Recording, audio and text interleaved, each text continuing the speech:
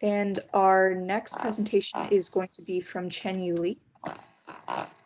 So hello everyone, my name is Chen Yu and my project is on a literature review paper titled Unlocking the Innate Immune System, Advanced Biomaterial Strategies Hold the Key for Improved Wound Healing.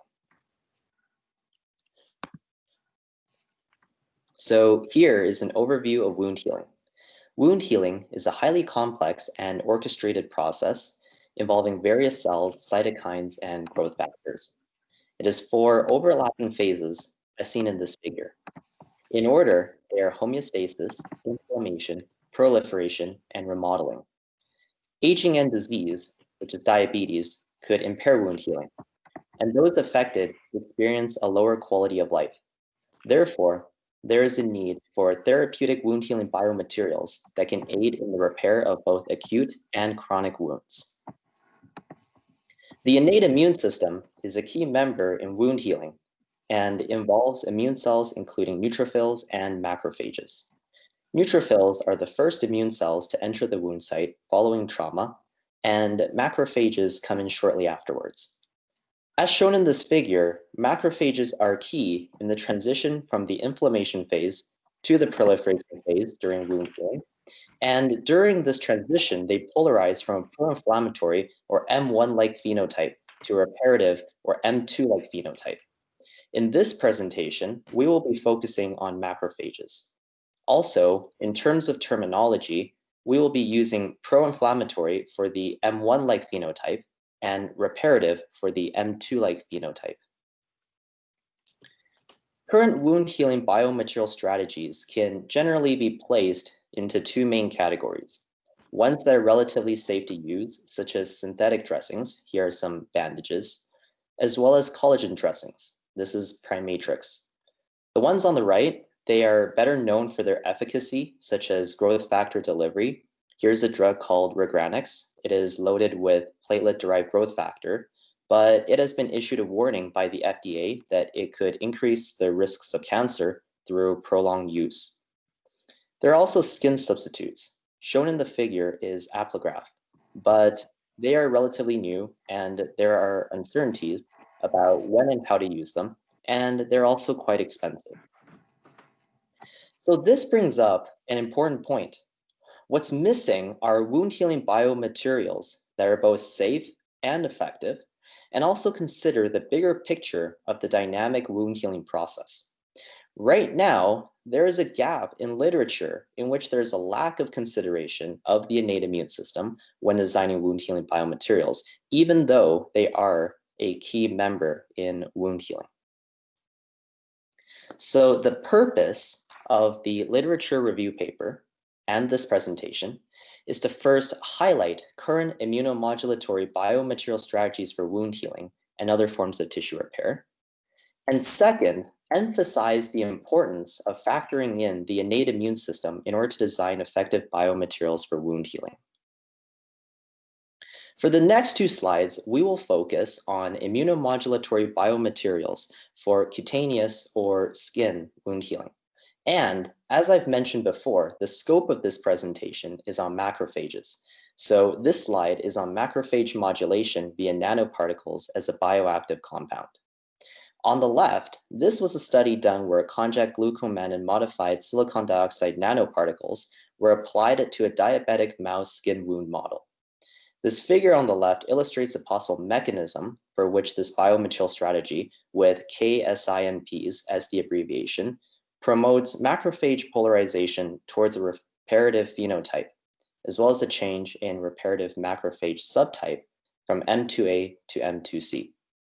Increases in the levels of IL-4 and IL-10, both of which are anti-inflammatory cytokines, influenced by KSINP treatment, had roles in these macrophage shifts. On the right, another study was done using MIR223 5P mimic encapsulated hyaluronic acid-based nanoparticles in a GELMA-based hydrogel.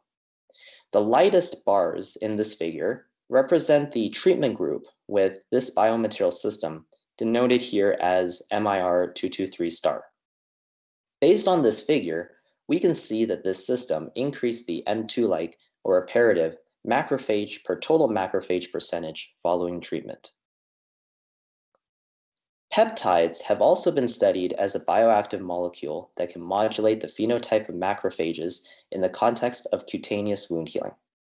On the left, in one study that was done, it used the QH-REDGS peptide in a collagen chitosan hydrogel. What's interesting, as seen in this figure on the left, is that when macrophages were cultured on this hydrogel system, it elicited unique cytokine releases involving pro-inflammatory, anti-inflammatory, and anti-scarring profiles. On the right, in another study, there was the use of the SIGVAP peptide in a chitosan hydrogel. The chitosan plus peptide treatment group is represented by the black bars in this figure, and the y-axis is a measure of the reparative marker. As you can see, early on days 3 and 5, the SIGVAP peptide hydrogel system promoted macrophage polarization towards a reparative phenotype.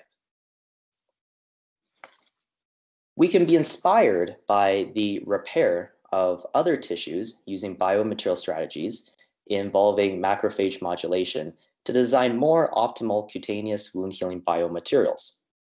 On the left, this was a study done on endometrium regeneration, in which there was the use of umbilical cord mesenchymal stem cell-derived exosomes in a collagen scaffold. As you can see here, this figure on the left, it shows that the scaffold was implanted into the endometrium and fertility was ultimately restored. On the top right corner of the same figure, it shows that the underlying mechanism for this regeneration involved a shift in macrophage phenotype from an M1-like or pro-inflammatory to an M2-like or reparative. On the right, another study used neurogulin-1 encapsulated in polylactic co-glycolic acid microparticles in a mouse myocardial infarction or heart attack model. Here, we want to focus on the figure's green bars, which show that this biomaterial system increased the reparative to pro-inflammatory ratio near the injection sites throughout the treatment.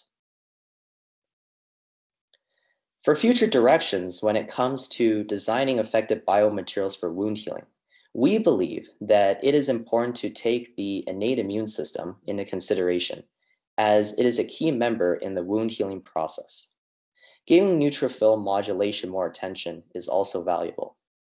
Neutrophils have not been greatly studied in the context of wound healing, even though they are the first immune cells to enter the wound site following trauma. It is also worth mentioning that there has been a growing interest in multifunctional wound healing biomaterials. These can be designed to positively impact various stages of wound healing, possessing things like antibacterial and immunomodulatory properties, as well as being able to promote processes within wound healing, such as angiogenesis and reepithelialization. So in conclusion, the innate immune system is a key member in wound healing, and immunomodulation should be taken into consideration when designing biomaterials to better tackle the dynamic wound healing process. Thank you very much for listening to my presentation.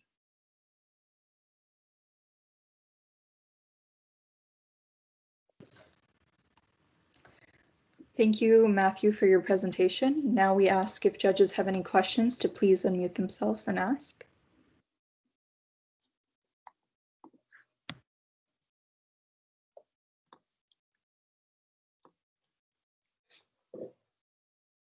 All right, we can follow up with more questions in the questions for presenters channel. Thank you so much, Matthew, for your presentation. Thank you very much.